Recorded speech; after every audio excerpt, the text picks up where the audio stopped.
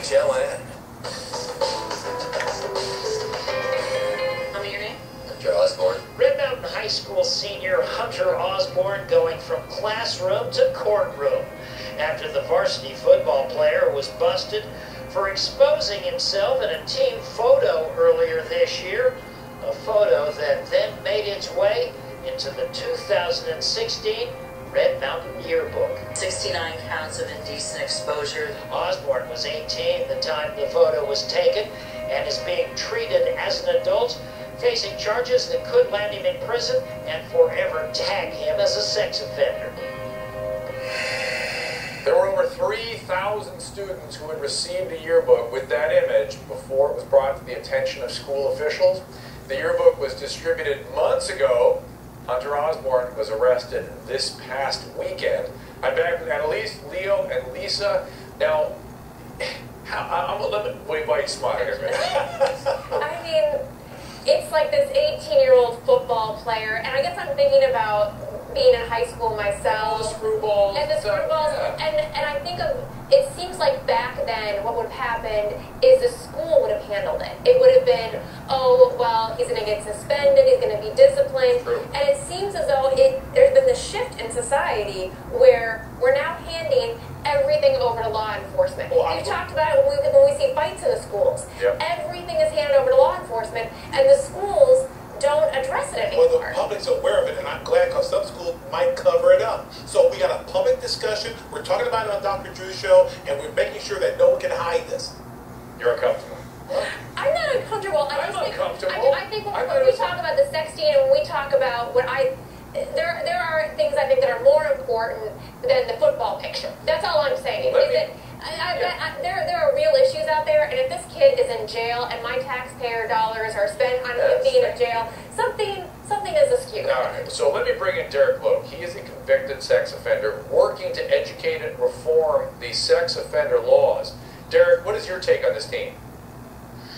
Well, first of all, I think that I agree with the woman who said that this is pretty much a waste of time and resources. I mean, obviously, there's a lot of crimes that we should be monitoring a lot more than this. This is a silly story. I mean, it's not silly if you're him. Not silly if it's him. And I've heard you say, or my producers have told me, you call this predator panic. Tell me about that.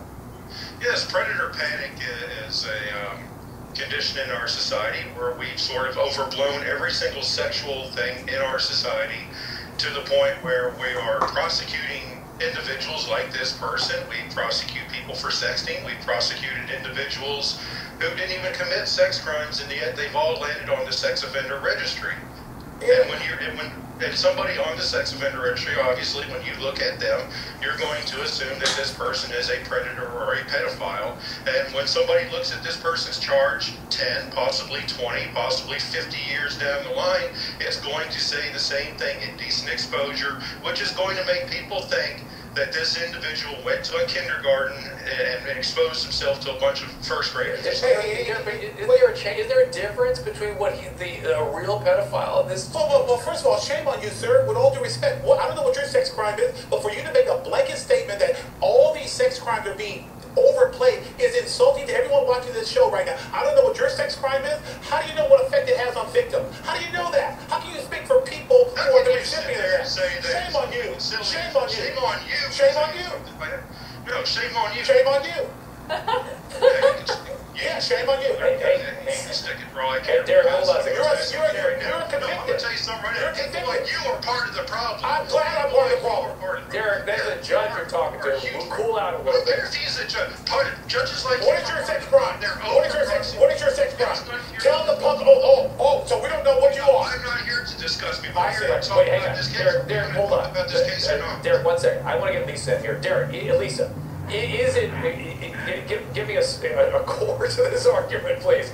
Is it the case? Is it reasonable that there's a middle ground here in that raising awareness by bringing these things to the courts that stories like this do is going to push back the tidal wave that you're seeing of all this technology mess that are affecting kids? You told me you've seen 3 now under. Well, I don't know if I can. You tell me. Can I say it? She's dealing with 3 patients, 2 individuals under the age of 10 addicted to porn. We have a tsunami of technology trouble out there. Is it important to bring stuff like this before the courts so this thing gets pushed back, so parent awareness at least comes up about this?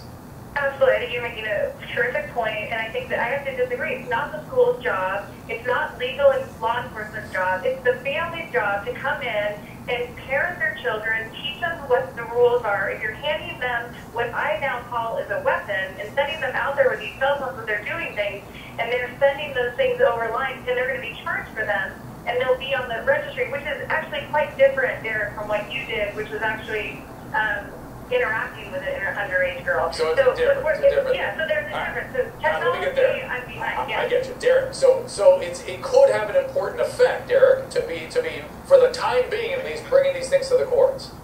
You want to talk about effects of these laws? When we're talking about prosecuting people for a silly prank, you're going to put this person on a list where he's going to be denied employment, where he's going to be denied housing, where you're setting this person up to possibly face vigilante violence, because people who look on the registry are not going to be able to differentiate between what this guy did and what a person who went and flashed himself to a bunch of children actually did.